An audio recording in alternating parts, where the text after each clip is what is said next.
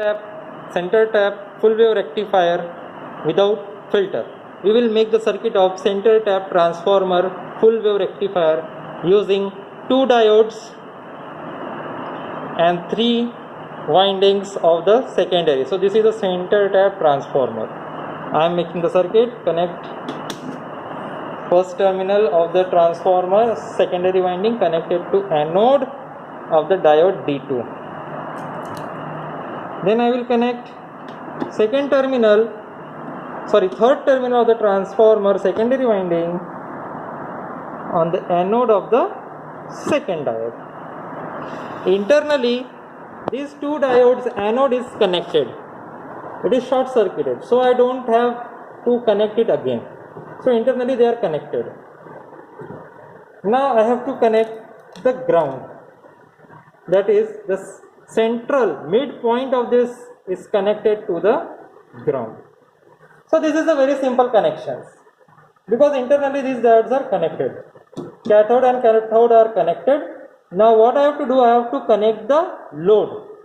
I have to connect the load in between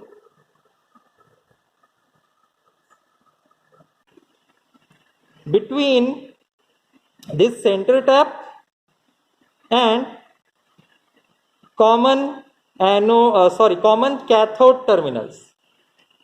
So the common terminal is this and ground is this. So in between these 2 terminals, I have to connect the resistive load.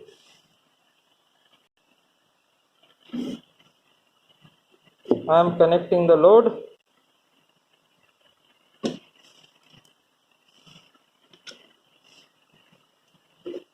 Now this is the complete circuit for center tap transformer full wave rectifier. Now we will see the waveforms on this CRO screen as well as on this multimeter screen.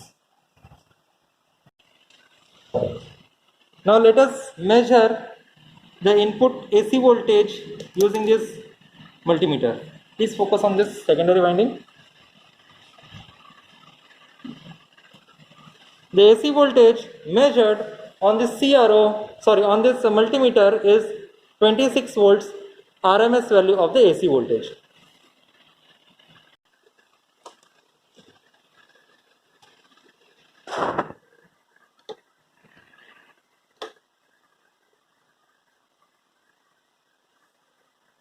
I have connected this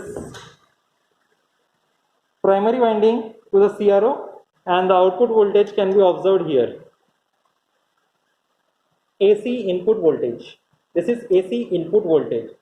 Output will be obtained at this channel 2. Now this channel number 2 is connected.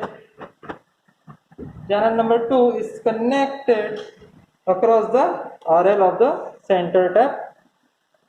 Across the load of center tap winding full wave rectifier. So I will repeat the circuit again. These are the 2 diodes. This is show it from this side. Center tap transformer. It has having 3 windings, 1, 2 and 3. First winding is connected to this diode D2. Third winding is connected to diode D3. See, using this red color probe. And these are taken the common cathode. Now the output is taken from this common cathode terminal and from the midpoint. And in between these 2 points, we have connected the resistor. As you can see in this circuit, I have made the circuit like this. So according to that kit, this is diode D2, diode D3, and this is RL. And this is a center tap winding number 1, 2 and 3. So we have taken output across this RL.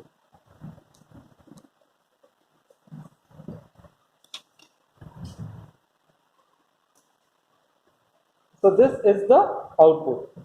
Now we will measure what is the value of this pulsating DC output.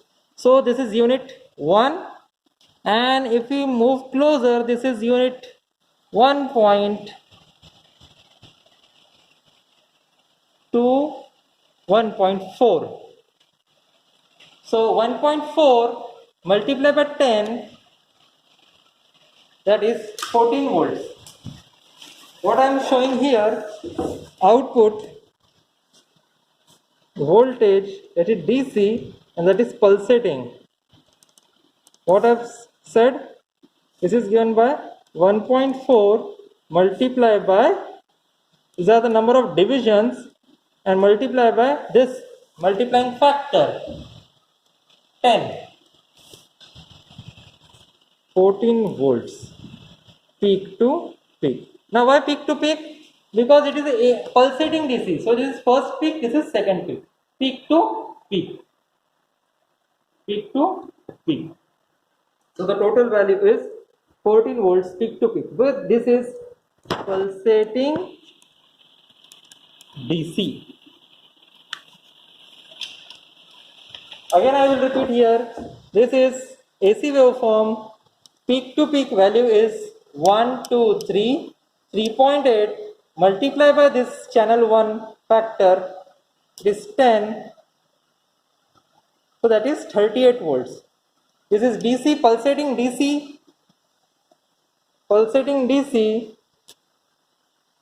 So 1.4 multiplied by this 10, that is 14 volts. 14 volts DC. Now we will measure the RMS value of the pulsating DC using this multimeter. So I will change this to this DC. I have changed to DC, and using this I will measure the output voltage.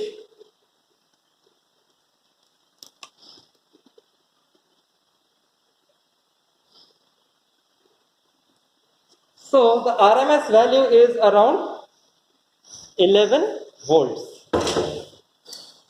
So this is on the CRO. The value is around 14 volts peak to peak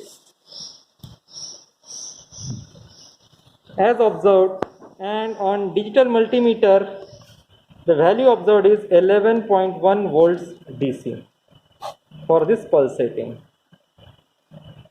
Why it is pulsating DC?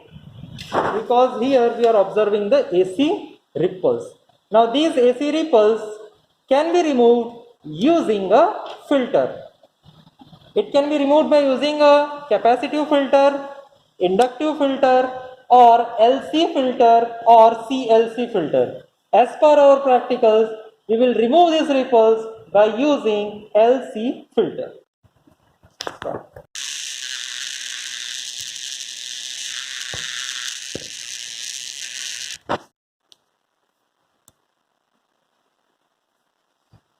Now I have connected a filter circuit, that is CLC filter.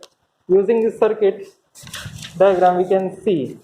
So these are the circuit connections I have made.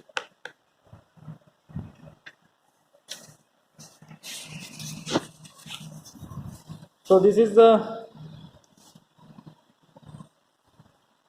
center tap transformer windings, and on this output we have connected a series inductor and a parallel capacitor and RL. So this is series LC filter, and it is connected to the in parallel to the load. Now in this circuit I have connected this inductor,